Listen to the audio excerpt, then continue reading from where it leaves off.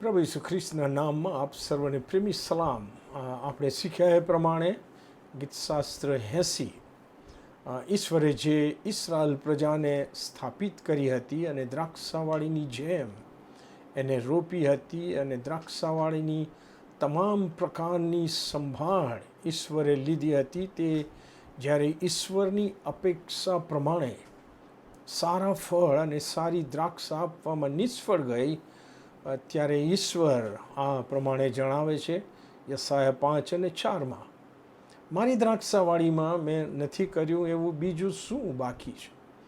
હું તો તેમાં સારી દ્રાક્ષા નીપજવાની આશા રાખતો હતો, ત્યારે તેમાં જંગલી દ્રાક્ષાની ઉપજ કેમ થઈ હશે? એટલું જ નહીં, પણ જ્યારે પોતાની ધીરજનો અંત આવશે, સારી દ્રાક્ષાની રાહ જોતા જોતા, ત્યારે ઈશ્વર શું કરશે તે પણ ઈશ્વરે યશાયા 5:5 અને 6માં જણાવ્યું છે. કહે છે કે હવે હું મારી દ્રાક્ષાવાળીનું શું કરવાનો છું તે હું તમને જણાવું. તેની વાડ હું કાઢી નાખીશ જેથી તે ભેલાઈ જશે, તેની ભીંત હું પાડી નાખીશ જેથી તે ખૂંદાઈ જશે.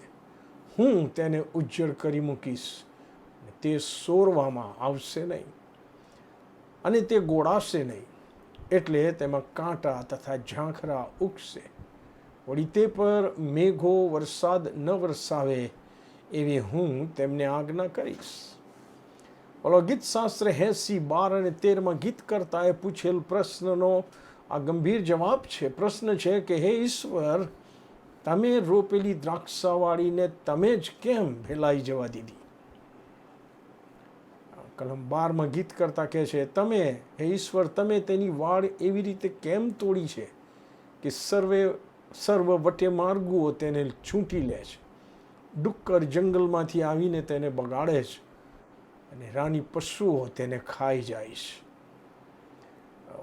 ચેતવણીથી ભરેલો જવાબ એ જ છે કે જે ઈશ્વર પોતાના મહિમા માટે, પોતાની યોજના પૂરી થાય તે માટે તમને અને મને સંભાળે છે અને આશીર્વાદ આપે છે, ત્યારે જો આપણે આપણા જીવનથી ઈશ્વરની એ અપેક્ષા પૂરી કરવામાં નિષ્ફળ જઈએ છીએ, તો ઈશ્વરને પૂરો અધિકાર છે કે તે આપણી આસપાસ રહેલી તેમની કૃપાની વાડ તોડી કાઢીને આપણા હાલ પર આપણને છોડી દે.